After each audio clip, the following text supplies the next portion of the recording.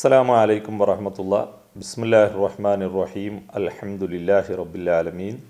വസ്സലാത്തു വസ്സലാമു അലാ അഷ്റഫിൽ മുർസലീൻ വഅലാ ആലിഹി വസഹ്ബിഹി അജ്മഈൻ. അമ്മാ ബഅദ്. മാന്യ സഹോദരന്മാരെ, സഹോദരികളെ, പടച്ച തമ്പുരാൻ അവൻ്റെ അടിമകൾക്ക് റമളാനു ഷരീഫിൽ വളരെ പുണ്യകരമായൊരു കർമ്മമായി അവരോട് ആഹ്വാനം ചെയ്ത ഒരു കർമ്മമാണ് തറാവീഹ് നമസ്കാരം എന്നുള്ളത്. നബി സല്ലല്ലാഹു അലൈഹി വസല്ലം തങ്ങൾ തൻ്റെ അനുചരന്മാരോട് പറഞ്ഞു, മൻ ഖാമ റമളാന ഈമാനൻ വഹ്തിസാബൻ ഗുഫിറ ലഹു മാ തഖദ്ദമ മിൻ ദംബിഹി.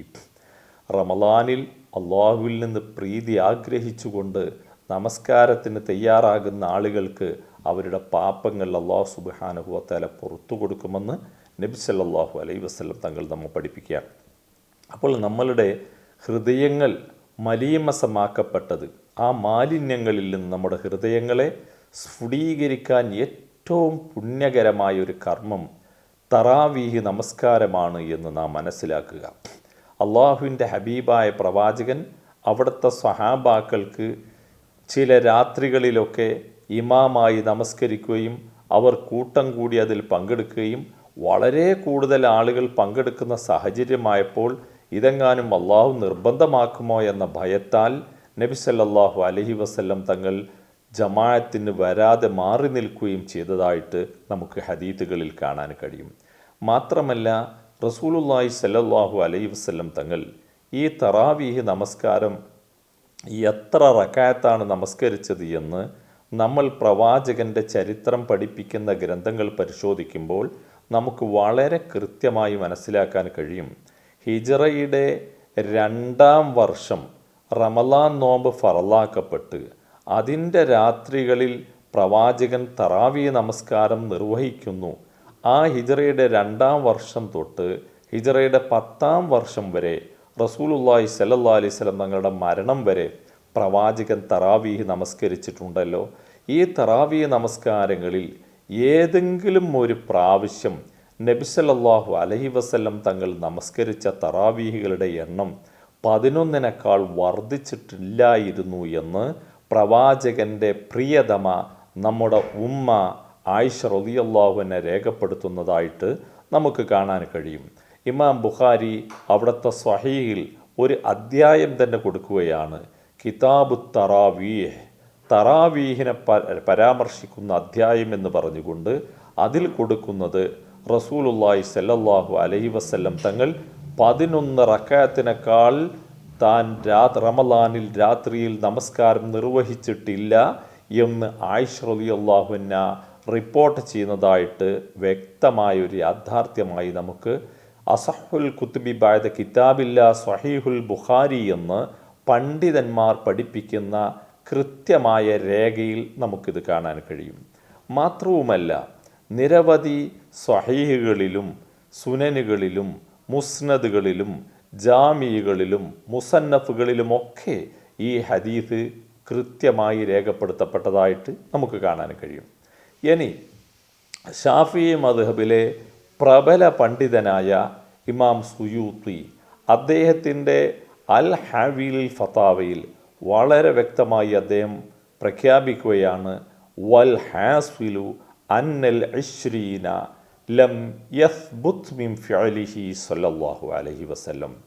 ആകത്തുകയിൽ ഒരുപാട് കാര്യങ്ങൾ അദ്ദേഹം ഈ വിഷയത്തിൽ പരാമർശിക്കുകയുണ്ടായി. എന്നിട്ട് അദ്ദേഹം പറഞ്ഞു, പലരുടെയും അഭിപ്രായങ്ങളും പലരുടെയും ന്യായങ്ങളും ഒക്കെ പറഞ്ഞിട്ട് അദ്ദേഹം പറഞ്ഞു, ചുരുക്കി പറഞ്ഞാൽ അള്ളാഹുവിൻ്റെ ഹബീബായ പ്രവാചകൻ്റെ ജീവിതത്തിൽ ഒരിക്കലെങ്കിലും നബി സല്ലല്ലാഹു അലൈഹി വസല്ലം തറാവീഹ് നമസ്കാരം 11 റക്അത്തിനേക്കാൾ നമസ്കരിച്ചതായി നമുക്ക് സ്ഥിരപ്പെട്ട് കിട്ടിയിട്ടേയില്ല എന്ന് ഇമാം സുയൂത്തി വളരെ വ്യക്തമായി പരാമർശിക്കുകയാണ്. എന്നിട്ട് മഹാനവറുകൾ പറഞ്ഞു, മഹാനായ ഇബ്നു ഹിബ്ബാൻ അവിടുത്തെ സ്വഹീഹിൽ കൊണ്ടുവന്നത്, അതുപോലെ തന്നെ ഇമാം ബുഖാരി അവിടുത്തെ സ്വഹീഹിൽ കൊണ്ടുവന്നത്, ആയിഷ റളിയല്ലാഹു അൻഹയുടെ റിപ്പോർട്ട്, ഇതെല്ലാം നമ്മൾ പരിശോധിക്കുമ്പോൾ നമുക്ക് ബോധ്യമാണ് അഷ്റഫുൽ ഖൽഖ് മുഹമ്മദ് മുസ്തഫ സല്ലല്ലാഹു അലൈഹി വസല്ലം തങ്ങൾ തറാവീഹ് 11 റക്അത്ത് മാത്രമേ നമസ്കരിച്ചിട്ടുള്ളൂ എന്ന്. ലോക മുസ്ലിങ്ങൾക്കിടയിൽ തർക്കമില്ലാത്തൊരു യാഥാർത്ഥ്യമാണിത്.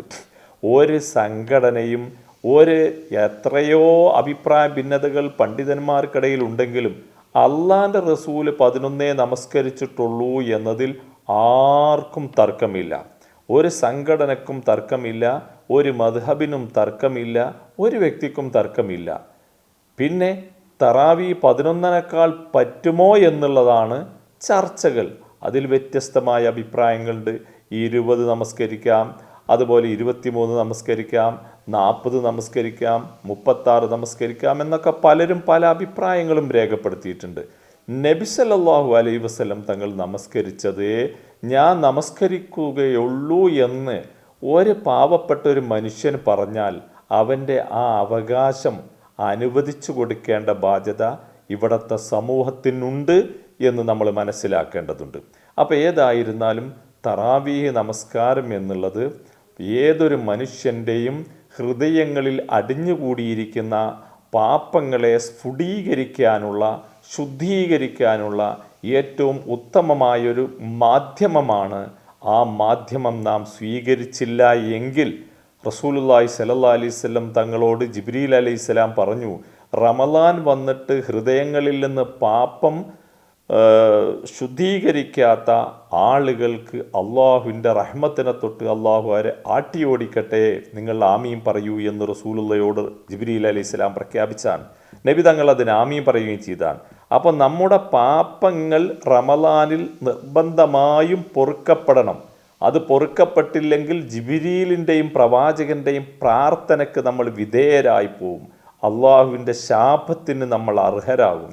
അതുകൊണ്ട് തന്നെ ആ ശാപത്തിൽ നിന്ന് മുക്തി നേടാൻ അള്ളാഹിൻ്റെ ഹബീബായ പ്രവാചകൻ നമസ്കരിച്ച തറാവീഹ് നമസ്കാരം പ്രവാചകൻ നമസ്കരിച്ചതുപോലെ തന്നെ സ്വല്ലു കമാ റഅയ്തുമൂനി ഉസല്ലി, ഞാൻ നമസ്കരിച്ചതുപോലെ നിങ്ങൾ നമസ്കരിക്കൂ എന്ന് റസൂലുള്ള പറഞ്ഞതുപോലെ നമസ്കരിക്കാൻ നമുക്ക് സാധിക്കണം.